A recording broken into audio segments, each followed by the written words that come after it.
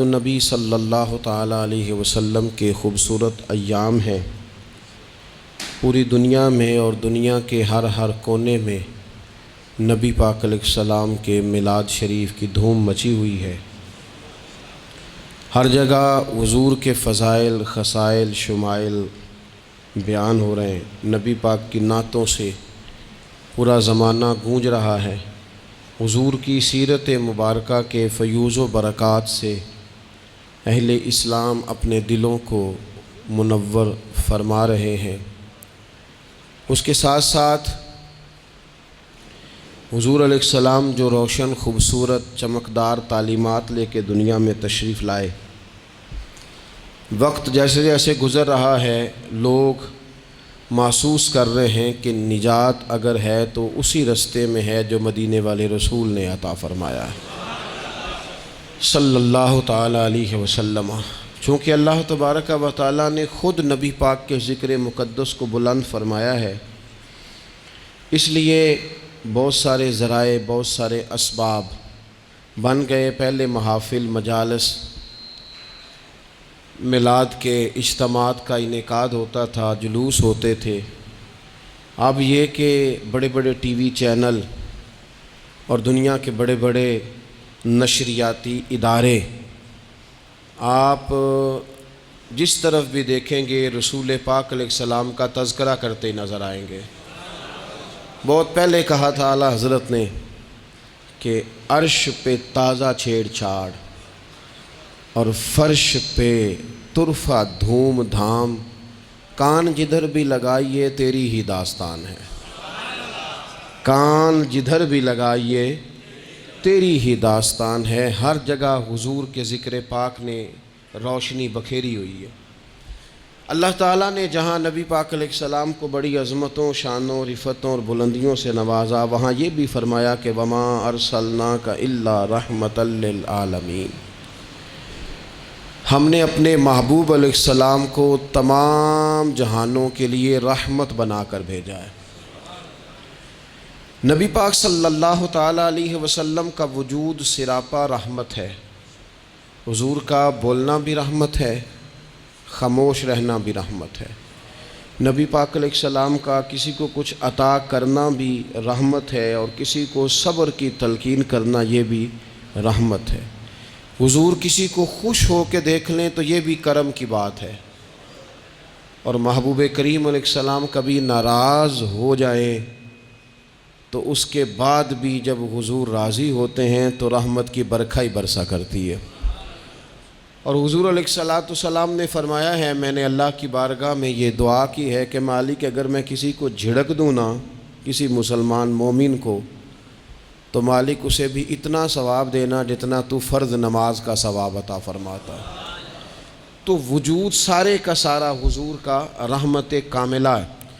نبی پاک کا مسجد نبوی شریف میں بیٹھ کر پیغام دین دینا بھی رحمت ہے، اور حضور اگر اسلحہ پہن کر بدر کے میدان میں آ جائیں، اللہ کے دین کو نافذ کرنے کے لیے دست مبارک میں تلوار اٹھا لیں تو یہ بھی کائنات کے لیے رحمت ہے، یہ بھی فضل ہے۔ کیوں؟ اس لیے کہ اگر جڑی بوٹیاں کاٹی نہ جائیں تو اصل فصل کا نقصان کر جاتی ہیں۔ اس لیے ضروری ہوتا ہے کہ ایسی چیزوں کو تلف کر دیا جائے جو انسانیت کے لیے نقصان کا باعث۔ اللہ تعالیٰ نے نبی پاک علیہ السلام کے وجود کو سراپا رحمت بنایا۔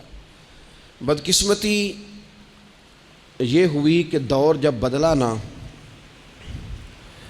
اور لوگ اپنی ضروریات زندگی کمانے کے لیے میدان میں آئے، تو وہ اس طرح کی کچھ دوڑ میں ہم سب لوگ شامل ہو گئے کہ ایک مخصوص سی مادہ پرستی، ایک مخصوص سا مزاج، دولت کی اینک سے ہر چیز کو دیکھنے کا، تو ڈھیر سارا کچھ شخص اچھا ہے، اس میں بہت بڑی تعداد میں بھلائیاں پائی جاتی ہیں، اتنی زیادہ بھلائیاں کسی میں پائی جاتی ہیں، اتنا پیارا آدمی ہے، اتنا شستہ اس کا مزاج ہے، لیکن ہم جب کسی سے ملتے ہیں تو ہم یہ دیکھتے ہیں کہ اس کی ساری اچھائیاں اپنی جگہ پر پتہ چلے نا کہ وہ ہمیں کیا دے سکتا ہے، ہمارے کس کام آ سکتا ہے، ہمارے لیے کتنا نفع بخش ہو سکتا ہے، ہمارے لیے کتنا سود مند. یعنی وہ مزاجوں میں جو خاص نرمی ہونی چاہیے تھی، اور جو حضور نے فرمایا کہ تم میں سے بہتر وہ ہے جو لوگوں کے لیے نفع مند ہے، وہ والا مزاج نہیں بلکہ کچھ لینے کا. تو حضور علیہ الصلاۃ والسلام کو اللہ تعالیٰ نے رحمت بنا کر بھیجا. اس رحمت کاملہ ہی کی وجہ تھی کہ حضور نہ ظاہری طور پر بھی لوگوں کے جو روزمرہ کے معاملات تھے اس میں بھی بڑی خیر خواہی کے جذبات رکھتے تھے. نبی پاک علیہ الصلاۃ والسلام عام لوگوں کے بیچ اٹھتے بیٹھتے، ان کے ساتھ کھاتے پیتے. سرور کائنات کا طریقہ یہ ہوتا کہ اگر غلاموں میں سے کوئی بیمار ہو جاتا تو تیمارداری کرنے تشریف لے جاتے، صبر کی نصیحت کرتے. اللہ کے حبیب علیہ الصلاۃ والسلام اس کے لیے مناسب دوا بھی تجویز کرتے، دعا بھی فرماتے. حضور نے فرمایا اگر تم میں سے کسی شخص کہ ہاں کوئی خوشی کا موقع ہو تو وہ مختار ہے، دعوت دے نہ دے، لیکن اگر کسی کا انتقال ہو جائے تو مجھے خبر ضرور دینا، میں جنازے پڑھنا چاہتا ہوں. ایک مقام ایسا بھی آیا کہ جہاں میرے نبی پاک علیہ الصلاۃ والسلام نے فرمایا اگر میرا کوئی امتی دنیا سے چلا جائے اور ترکہ چھوڑ کے جائے، جائیداد چھوڑ کے جائے، مال و اسباب چھوڑ کے جائے تو وہ اس کی اولاد میں بانٹ دینا، لیکن اگر اس کے ذمے قرضہ ہو تو میرے پاس آ جانا، میں اس کا قرض ادا کر دوں گا. نبی پاک صلی اللہ تعالیٰ علیہ وسلم نے اپنی رحمت کے ساتھ امت کو جو حصہ عطا فرمایا، اور جس طرح سے حضور سید عالم صلی اللہ تعالیٰ علیہ وسلم نے ہمیں یہ اسباق پڑھائے، اس طرح ہونا نہیں چاہیے تھا. جو ترتیب آج دنیا میں لگ گئی ہے اور جس انداز میں مسلمان اپنے صبح و شام گزار رہا ہے، آپ یقین کریں کہ کبھی کبھی یوں محسوس ہوتا ہے کہ جیسے خالص رشتوں کا ہونا اور اخلاص کا موجود ہونا اور للہیت کا نصیب ہونا یہ شاید کوئی بے موسمہ سا پھل ہو گیا ہے. شاید یہ کہ اب ڈھونڈنے سے، تلاش کرنے سے بھی ایسی چیزیں میسر نہیں آئیں گی کہ لوگ اللہ تعالیٰ کی رضا کو پیش نظر رکھیں. اور پھر اب تو اس طرح کا ماحول ہو گیا ہے کہ چونکہ زیادہ لوگ جھوٹ بولتے ہیں اللہ ماشاء اللہ، تو بیچ میں سچ بولنے والا عجیب لگتا ہے. چونکہ زیادہ دکانداری ہوتی ہے تو کوئی اخلاص کا مظاہرہ کرتا ہے تو وہ عجیب لگتا ہے. چونکہ زیادہ اللہ معاف فرمائے کہ دھوکہ دہی کا بازار گرم ہے تو اب یوں محسوس ہوتا ہے کہ جیسے کوئی بندہ کہہ رہا ہے میں صحیح سے چلوں گا تو لوگ سمجھتے ہیں شاید کوئی اداکاری کر رہا. حضور علیہ الصلاۃ والسلام نے جو لوگوں کے حق میں اپنی طبیعت میں نرمی پیدا کی، آپ یقین کریں بڑے سارے لوگوں سے ملنے کو جی چاہتا ہے لوگوں کا، ان کے پاس جانے کو، بیٹھنے کو، من کی باتیں کرنے کو. بہت سارے لوگ ایسے ہوتے ہیں جن کے بارے میں ہماری خواہش ہوتی ہے کہ بندہ بڑا اچھا ہے، لیکن اس کے پاس اگر چل کے جائیں گے تو ہمارے سٹیٹس کا کیا بنے گا؟ اگر ہم جا کے اس کی مجلس میں بیٹھ گئے تو وہ جہاں ہم خود میرے مجلس تھے اس کا کیا بنے گا؟ اگر ہم کسی شخص کی طرف بڑھ گئے، آگے بڑھ کے ہم نے 2 قدم آگے جا کے گرم جوشی سے اس کا استقبال کیا تو کوئی شخص یہ نہ سمجھ بیٹھے کہ یہ تو کوئی لو سٹینڈرڈ رکھتا ہے. ہم نے وہ اس طرح کے بیج بوئے ہیں انانیت کے کہ ڈھیر ساری تکلیف لوگوں کو ہماری وجہ سے ہوتی ہے. بہت سارے لوگ آزمائش کا شکار ہوتے ہیں. بعض لوگ آ جائیں، لوگ ڈھب سے کھانا نہیں کھا پاتے، لیکن وہ خاص رحمت اور وہ خاص نرمی جو نبی کریم نے ہمیں عطا فرمائی ہے، یار یہ کتنا، میں آپ کو ذاتی بات بتاتا ہوں، اپنے مخالف کو، گالی دینے والے کو، زندگی کے کسی کونے میں برا کہنے والے کو معاف کرنا بڑا مشکل کام ہے. کسی شخص نے 30 سال پہلے بھی کبھی آپ کو کوئی سخت لفظ کہا ہو تو وہ بندہ سامنے آئے تو بات یاد آ جاتی ہے، یار اس نے یہ کہا تھا. باتیں کھٹکتی ہیں. کسی مقام پر کھڑے ہو کر کسی جگہ پر کسی بندے نے آپ کو تکلیف دی ہو، بندہ اس جگہ پہ آئے تو وہ چیز کھٹکتی ہے. لیکن یہ اعزاز صرف رحمت للعالمین محبوب کا ہے کہ حضور کے سامنے جب وہ لوگ پیش ہوئے، حضرت وحشی جیسے کہ جنہوں نے پورا وجود کاٹ دیا تھا حضرت امیر حمزہ کا اور کان، ناک، آنکھیں نکال دی تھی، انہوں نے آ کے عرض کی حضور ہمارے جیسے گناہ گار بھی آئیں تو معافی ہو جاتی ہے. فرمایا ہو جاتی ہے تو پڑھ کلمہ ہم فوراً ہی معاف کر دیں گے. اور جو فتح مکہ کے موقع پر نبی پاک علیہ الصلوۃ والسلام نے فرمایا ہے نا، فتح مکہ کے موقع پر، وہ تو بات ہی بڑی انوکھی ہے. انہوں نے کہا تھا آپ ہم سے کیا سلوک کرنے والے ہیں؟ تو فرمایا سلوک کیا کرنا ہے، جو پیچھے ہو چکا ہے نا اس کا ذکر بھی نہیں کرنا، کتاب کے پچھلے صفحے پلٹنا ہی نہیں، یاد ماضی یہ عنوان چھیڑنا ہی نہیں، جو ہو گیا سو ہو گیا. یہ خاص رحمت کاملہ اللہ تعالیٰ نے اگر عطا فرمائی ہے تو میرے اور آپ کے پیارے رسول ہی کو عطا فرمائی ہے. یہ خاص جذبات اور یہ خاص کیفیات حضور نا، دیکھو ماں باپ جو ہوتے ہیں نا اولاد کے حق میں بڑے شفیق ہوتے ہیں.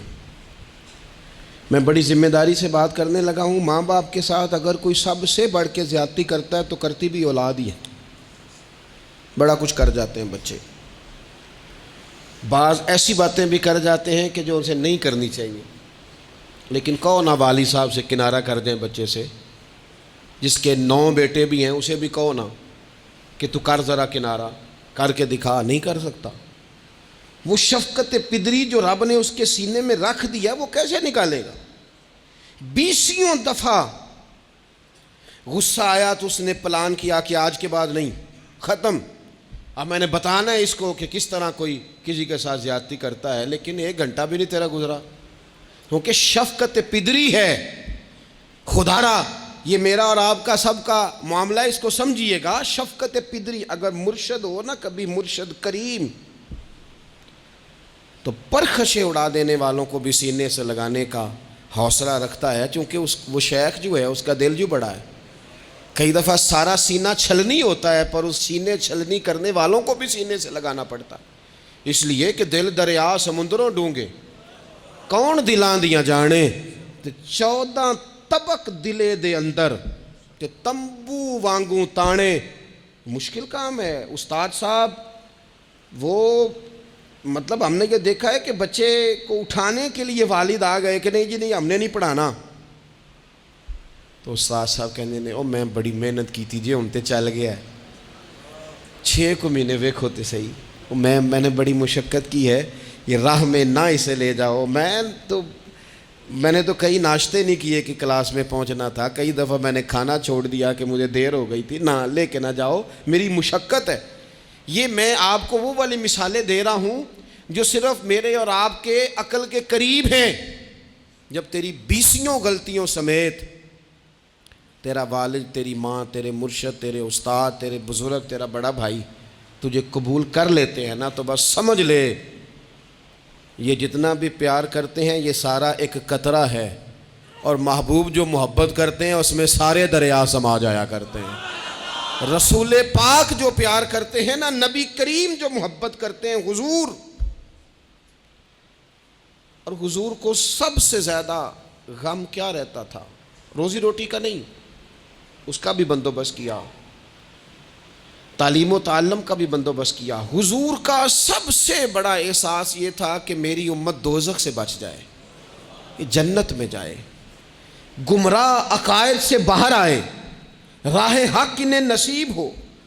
اس کے لیے نبی پاک جد و جہد کرتے. حضور کو روڑے مارنے والے، پتھر مارنے والے، کانٹے بچھانے والے، گردن پہ اوجڑیاں رکھنے والے رات کو سکون سے سو جاتے، اور نبی پاک انہی لوگوں کے لیے رات کو ہاتھ اٹھا کے ہدایت کی دعائیں کرتے رہتے. وہ روڑے مار کے سو گئے جا کے، اور جس نے روڑے مارے ہیں وہ نبیوں میں رحمت لقب پانے والا، مرادیں غریبوں کی بر لانے والا. اور کسی نے کہا تھا لے کے پہلو میں غم امت نادار آئے، لے کے پہلو میں غم امت نادار آئے. وہ دیکھو امتی امتی کہتے ہوئے سرکار آئے. وہ دیکھو نا، امتی امتی کہتے ہوئے لے کے پہلو میں غم امت نادار آئے. حضور کے پہلو میں غم ہے امت. یا اللہ مہربانی فرما، یا اللہ مہربانی فرما. اور صبح قیامت بھی ہم سب لوگ نا لائق لوگوں سے اپنا تعلق بناتے ہیں. میں نے دیکھا ہے کہ ساری زندگی کا رشتہ ہے. وہ کسی نے کہا تھا کہ کوئی بندہ مجھے ایسا چاہیے کہ میں اس سے جھوٹ بھی بولوں تو وہ مجھ سے سچ بولے. کچھ لوگ ایسے چاہیے ہوتے ہیں نا زندگی میں کہ وہ توأن و کرہن ساتھ ہی رہے، لیکن یہ ہوتا نہیں، مشکل کام ہے. لوگ کہتے ہیں اگر لائق ہے تو میرا ہے، نالائق ہے تو پھر میرا. بنتے نہیں. یقین کریں آپ سے زندگی میں کوئی خطا ہو گئی، کوئی آپ کا بننے کو تیار نہیں ہوتا، کہتا میرا نہیں تعلق بھائی، میں اس کے لین دین کا بالکل ذمہ دار نہیں، میرا اس کا کوئی رشتہ نہیں، تو جان یہ جان، کاٹ دیا. اور اگر گناہ ہو گیا، غلطی ہو گئی، انسان سے ہو جاتی ہے، اپنی ساری غلطیوں سمیت اپنے آپ سے پیار ہے اور دوسرے سے ایک ہو جائے تو. لیکن کچھ لوگ ایسے ہوتے ہیں، حضور غوث پاک کے مدرسے کے اساتذہ نے کہا تھا حضور سبق بانٹنے ہیں، پیریڈ لگانے ہیں، آپ کو کون سی کتاب دے دیں، فقہ، اصول، تفسیر، حدیث، کیا پڑھائیں گے؟ تو آپ فرمانے لگے نہیں، تم مجھے سبق نہ کوئی دو، تم اس طرح کی تقسیم کرو کہ لائق بچے سارے تم رکھ لو، نالائق سارے مجھے دے دو. حضور علیہ الصلوۃ والسلام نے فرمایا قیامت کے دن جو بڑے بڑے گناہ گار ہوں گے نا، بڑے بڑے، وہ میری چادر کے نیچے چھپے ہوئے ہوں گے. چور حاکم سے چھپا کرتے ہیں یا اس کے سوا؟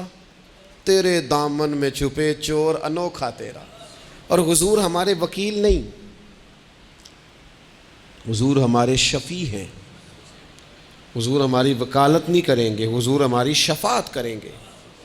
وکیل وہ ہوتا ہے جو کٹہرے میں کھڑا ہو کے جج صاحب سے کہتا ہے اس نے کوئی جرم نہیں کیا، بلا وجہ الزام لگایا گیا ہے، اس نے کوئی خطا نہیں کی، یہ ذاتی اناد پال رہے ہیں، یہ بندہ ہی بڑا اچھا ہے، یہ تو تھا ہی نہیں موقع پہ، اس نے تو کیا ہی کچھ نہیں، وکالت کرتا ہے اسے معاف کر دو. یہ وکیل ہوتا ہے. اور شفیع وہ ہوتا ہے جو کہتا ہے اس نے سارا کچھ ہی کیا ہے پر میں جو آ گیا ہوں، سارے جرم اس نے کیے ہیں پر میں آ گیا ہوں نا، میرا آنا دیکھا جائے اور اسے معاف کر. تو نبی کریم علیہ الصلوۃ والسلام نے خاص، اور پھر کچھ ایسی چیزیں جو بالکل سادی تھیں، اس کا بھی نبی پاک صلی اللہ تعالیٰ علیہ وسلم نے لوگوں پر بوجھ نہیں ڈالا. حضرت سیدنا ابن مسعود رضی اللہ تعالیٰ عنہ فرماتے ہیں، مسلم شریف میں موجود ہے، کہتے ہیں حضور ہمیں کبھی کبھی واز سنایا کرتے تھے، ہر روز تقریر نہیں سناتے تھے. یا رسول اللہ صلی اللہ علیہ وسلم ہمارا دل کرتا ہے. فرمایا میں نہیں چاہتا کہ تم تکلیف میں آ جاؤ. حضور فرماتے ہیں میں لمبی نماز پڑھانا چاہتا ہوں، پیچھے سے کوئی بچہ رو پڑتا ہے، میں اللہ کی نماز مختصر کر دیتا ہوں. نبی پاک صلی اللہ تعالیٰ علیہ وآلہ وسلم کی عادت مبارکہ تھی.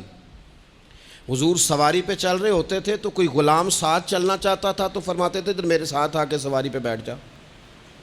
یا رسول اللہ میں آپ کے ساتھ نہیں بیٹھ سکتا، میں تقاضا ادب ہے کہ میں آپ کے ساتھ نہ بیٹھوں. تو حضور فرماتے پھر واپس چلا جا، میری طبیعت گوارا نہیں کرتی کہ میں سواری پہ چلوں اور میرے ساتھ جو لوگ ہیں وہ پیدل سفر کریں.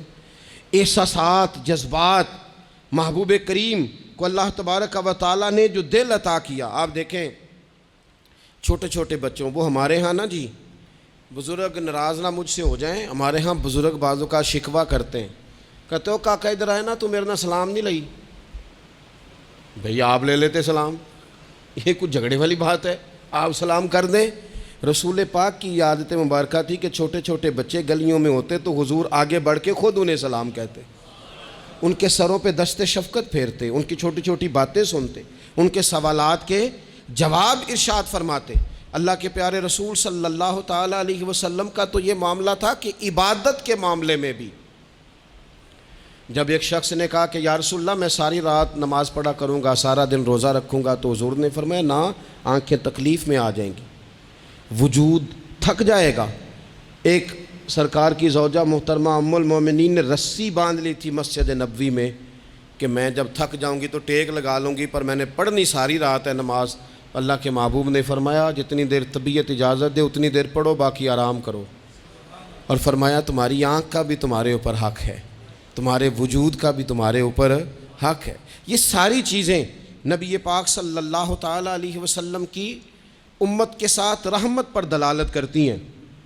اسی طور پر آپ دیکھیں کہ نبی کریم علیہ السلام نے 2-3 دن تراویح پڑھی، پھر صحابہ جمع ہو گئے، زیادہ لوگ آ گئے تو سرکار اندر سے باہر ہی نہیں آئے، حجرے میں رہے. فجر کے وقت آئے تو فرمایا مجھے پتہ تھا تم سارے انتظار میں ہو، اور تم نے دیر تک میرا انتظار کیا، میں جان بوجھ کے نہیں آیا۔ کیوں نہیں آیا یا رسول اللہ صلی اللہ تعالیٰ علیہ وسلم؟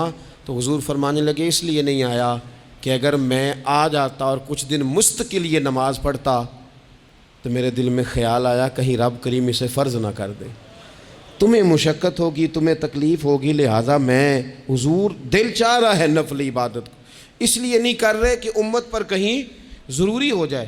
حضرت سیدنا عباس فرماتے ہیں کہ ایک انصاری صحابی رات کو مسجد نبوی شریف میں داخل ہوئے، ان دنوں جن دنوں وہ بدر کے قیدیوں کو لایا گیا تھا،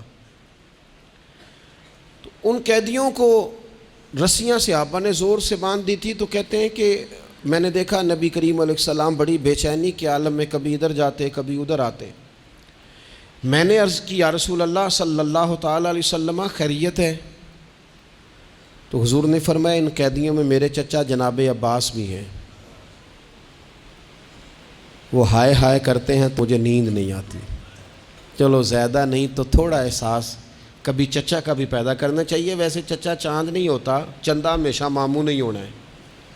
چچا جتنا مرضی بھی خوبصورت ہو بیچارہ چاند ہو سکتا نہیں، چندہ ماموں نہیں ہونا ہے، پکی بات۔ تو کبھی چچا کا بھی احساس کرنا چاہیے۔ نبی کریم علیہ السلام نے فرمایا چچا ہائے ہائے کرتے ہیں تو مجھے نیند نہیں آتی۔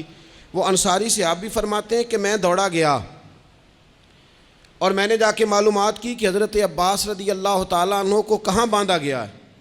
فرماتے ہیں میں جا کے حضرت عباس کی رسیاں ڈھیلی کر کے آیا تو وہ سکون میں آ گئے۔ تو آ کے حضور علیہ السلام کو میں نے دیکھا تو سرکار بھی زمین پر بیٹھ گئے، لیکن ابھی چہرے پر بے چینی باقی تھی۔ میں نے عرض کی حضور میں رسیاں ڈھیلی کر رہا ہوں جناب عباس کی، آپ آرام سے سو جائیں۔ تو یہاں تک نہیں یہ رحمت رکتی، یہ رحمت کسی مقام پر محدود نہیں ہوتی۔ میرے کریم کا کرم ہمیشہ برستا ہے تو بغیر رنگ و نسل ہر جگہ برستا ہے۔ حضور علیہ الصلوۃ والسلام نے فرمایا صرف عباس نہیں، جا سارے قیدیوں کی رسیاں ڈھیلی کر کے آ، سب کو یہ کون لوگ ہیں؟ یہ بدر میں پھول لے کے آئے تھے، یہ گجرے لے کے آئے تھے پھولوں کے، خوشبو کا تحفہ دینے آئے تھے، یہ تو تلواریں لے کے آئے تھے۔ لیکن یہ اعزاز ہے میرے نبی پاک کا کہ اللہ نے حضور کو رحمت للعالمین بنایا ہے۔ دلوں کے اندر اتنی گنجائش رسول پاک نے پیدا کی، فرمایا سب کہ رسیاں ڈھیلی کرو تاکہ میں آرام سے سو جاؤں۔ طبیعتوں کی سختی، مزاجوں کا تلخ پن، اپنی ذات کے خول میں بند ہو کے زندگی گزار دینے والے لوگ، اپنے آپ سے شروع ہو کر اپنے آپ پر ختم ہو جانے والا مزاج، جو میں سوچ رہا ہوں، جو میں دیکھ رہا ہوں، جو میری طبیعت فیصلہ کر رہی ہے، جس اینک سے میں معاشرے کو پڑھ رہا ہوں، سارے معاشرے کو اسی طور پہ میں لے کے چلوں گا، یہ سوچیں درست نہیں۔ ہم نبی کریم علیہ السلام کے ماننے والے ہیں، ہمیں ان ساری باتوں کا خیال اور ادراک کرنا پڑے گا کہ جو ہمیں ہمارے رسول پاک نے سکھائی ہے۔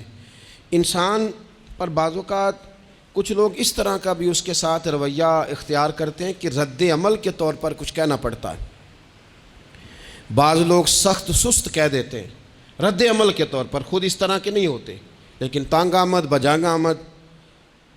تو ایک دفعہ جب بڑی سخت تکلیف دی کفار نے تو صحابہ نے عرض کی یا رسول اللہ ان کے لیے دعا کریں یہ تباہ ہو جائیں۔ تو محبوب نے خود ان لفظوں کے ساتھ جواب دیا، فرمایا اللہ نے مجھے لعنت ملامت والا نہیں بنا کے بھیجا، مجھے رحمت للعالمین بنا کے بھیجا۔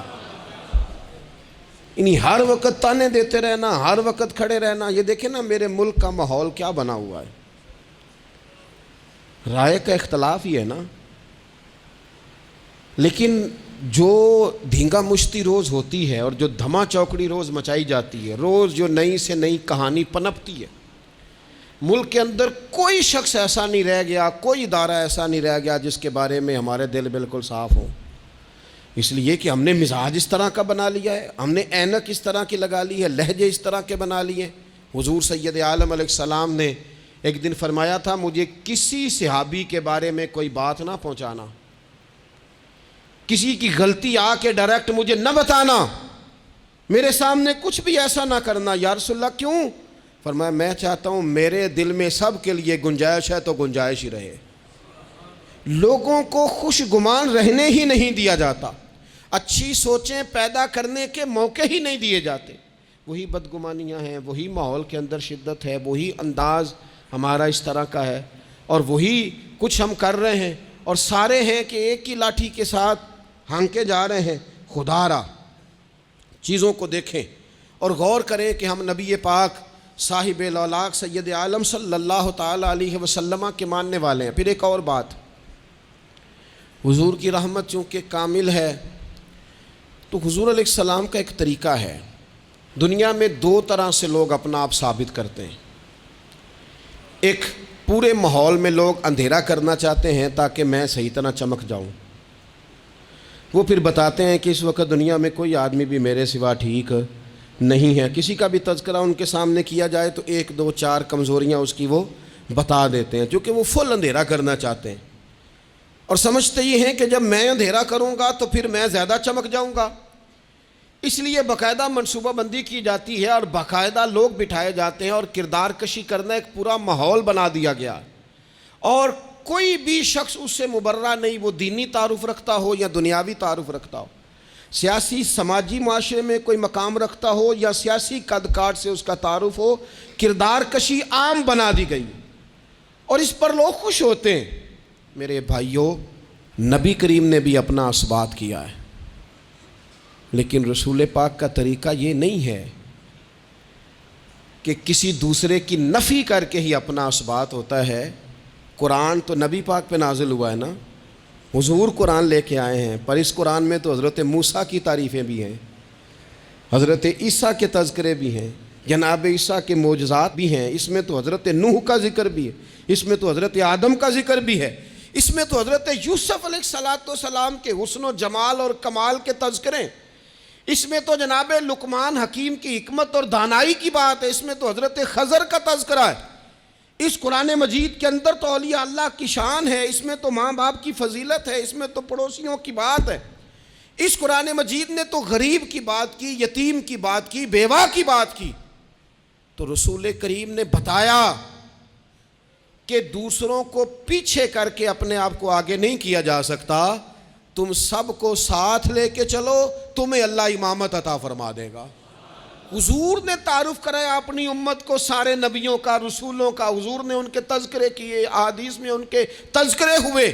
حضور نے ہر ایک کی شانیں بلند کر کر کے بیان کی اور فرمایا کسی نبی کی بات میرے ساتھ ملا کر اس طرح نہ کرنا کہ ان کی کسر شان ہو جائے معاذ اللہ. میرا اور اس کا تقابل اس طرح نہ کرنا کہ وہاں کسر شان. وہ کسی نے میرے اعلیٰ حضرت کے سامنے کہا تھا نا، شان یوسف جو دبی وہ بھی اسی در پہ دبی. تو اعلیٰ حضرت کہنے لگے حضور تو کسی کو دبانے آئی نہیں، یہ تو کیا بات کر رہا ہے؟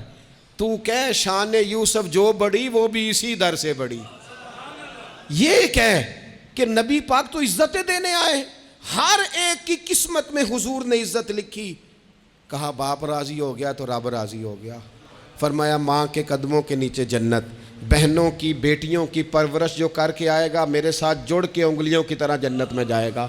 فرمایا تم میں سب سے بہتر وہ جو اپنے گھر والوں کے لیے، اپنی بیوی کے لیے بہتر، میں تم سب سے زیادہ اپنے گھر والوں کے لیے بہتر. فرمایا پڑوسی سے حسن سلوک کرنے والوں یاد رکھنا کہ اس کے تو حق اتنے زیادہ ہیں کہ ڈر ہے کہ کہیں وراثت میں شامل نہ کر دیا جائے. نبی پاک علیہ السلام نے فرمایا جو بی بی صرف حاملہ ہو، حاملہ، اسے رب کی بارگاہ میں اتنا ہی اجر ملتا ہے جتنا تلوار لے کے جہاد کرنے والے کو ثواب ملتا ہے. اور جب اس کے ہاں بچے کی ولادت ہوتی ہے اللہ اسے شہید جتنا درجہ دیتا ہے. اور جب وہ بچے کو دودھ پلاتی ہے تو ایک ایک گھونٹ کے بدلے رب غلام آزاد کرنے کا ثواب عطا کرتا ہے. یا رسول اللہ اسی کی صرف شان ہے؟ فرمایا نہیں، آدمی کے بال سفید ہو جائیں، مومن مسلمان سفید بالوں والا، اگر تم نے اس کی عزت کی تو سمجھ لینا تم نے اپنے رب کا احترام کیا ہے. یا رسول اللہ تاجر؟ تو فرمایا سچ بول کے تجارت کرنے والا تو قیامت میں نبیوں کے ساتھ ہوگا. یا رسول اللہ یہ عالم، یہ طلباء، یہ دور دراز سے آنے والے لوگ؟ تو محبوب نے فرمایا یہ تو کوئی ڈگری نہیں لیتے، پہلے دن ہی گھر سے نکلتے ہیں تو فرشتے پیروں کے نیچے پر بچھا دیتے ہیں. یا رسول اللہ وہ مزدور دیکھا، مزدور سڑکوں پہ بیٹھا، رول گئے لوگ اپنے مطالبات کے لیے احتجاج کرتے، وہ کسان دیکھے دنیا سو رہی ہے اور ٹھنڈ میں جا کے فصلوں کو پانی دے رہے ہیں، وہ ہم نے مزدور دیکھے جن کے ہاتھوں پہ چھالے پڑ گئے، لوگوں کی انہوں نے بلڈنگیں کئی کئی منزلہ بنا دی پر اپنے چھت سے پانی ٹپکتا روک نہ سکا۔ حضور یہ جو لوگ ہیں ان کی کیا شان ہے؟ تو حد کر دی میرے کریم نے، فرمایا محنت کر کے روزی کمانے والا تو اللہ کا دوست ہے، اس کو تو اللہ نے قرب دے دیا دوستی۔ تو ہر شخص کی قسمت میں یہ عزت لکھی اور آخری خطبے کی صورت میں بھی وصیت لکھی۔ حضور نے ہر شخص کو احترام دیا، ہر ایک کو اکرام دیا۔ لوگوں کو پیچھے دھکیل کے قد اونچا نہیں ہوتا، بلکہ شمع سے جتنی مرضی شمعیں جل جائیں اس کی اپنی روشنی میں کبھی کمی نہیں آیا کرتی، بلکہ حد ہو گئی۔ ایک دن نبی پاک علیہ السلام نے حضرت جبریل امین سے پوچھ لیا، فرمایا جبریل سب کو میری رحمت سے حصہ ملا ہے، آپ کو بھی کوئی ملا ہے؟ وہ ملا تو بتاؤ نا۔ تو حضرت جبریل عرض کرنے لگے حضور بالکل ملا ہے۔ کہا کس طرح؟ عرض کی یا رسول اللہ جب سے ابلیس کا انجام دیکھا تھا نا ڈر آتا تھا خدا جانے خاتمہ کس طرح کا ہو، لیکن جب آپ آئے قرآن آیا اور قرآن میں حضرت جبریل کا ذکر آیا تو فرماتے ہیں میں سمجھ گیا اب اللہ نے کرم کر دیا ہے، اب طے کر دیا ہے کہ جبریل امین علیہ السلام کے جو اعزازات ہیں وہ ہمیشہ اعزاز ہی رہیں گے۔ نبی پاک کی رحمت سے ہر شخص کو حصہ ملا، حتیٰ کہ کفار کو، مشرکین کو، منافقین کو۔ رسول پاک علیہ السلام ہر ایک کے لیے رحمت بن کے تشریف لائے، یہاں تک کہ جانور بھی حضور کے پاس آتے تھے تو اپنے دکھ سنا جاتے تھے، حضور تو ان کو بھی تھپکیاں دیتے، تسلیاں دیتے۔ حضرت انس بن مالک کہتے ہیں لوگوں مجھے وہ دن بھولتا ہی نہیں جس دن نبی پاک مکے سے ہجرت کر کے مدینے آئے تھے۔ لوگ گلیوں میں، چھتوں پہ، حضور کی اونٹنی کے گرد یا رسول اللہ یا محمدہ کی صدائیں ہم نے اپنے کانوں سے سنی۔ ایک بڑی شان رکھنے والا قبیلہ بنو نجار، اس کی بچیاں کونے میں دف لے کے بیٹھ گئیں، کہنے لگی یہ نہ سمجھنا کہ ہم کوئی عام ہے، ہم بہت بڑے خاندان کی بیٹیاں ہیں، لیکن آج یہاں اس لیے بیٹھی ہیں کہ دیکھو تو صحیح ہمارے پاس آیا کون ہے۔ وہ ننھی بچیاں جو بیٹھ کر وہاں دف بجاتی تھیں وہ رسول پاک کی جانب اشارے کر کے گاتی تھیں اور کہتی تھی ہم ہیں بچیاں نجار کے عالی گھرانے کی، ہمیں خوشی ہے آمنہ کے لال کے تشریف لانے کی، خوشی ہے آمنہ کے لال کے، بس رہے گا یوں ہی ان کا چرچا رہے گا یوں ہی ان کا، پڑے خاک ہو جائیں جل جانے والے، آخر دعوانا الحمدللہ۔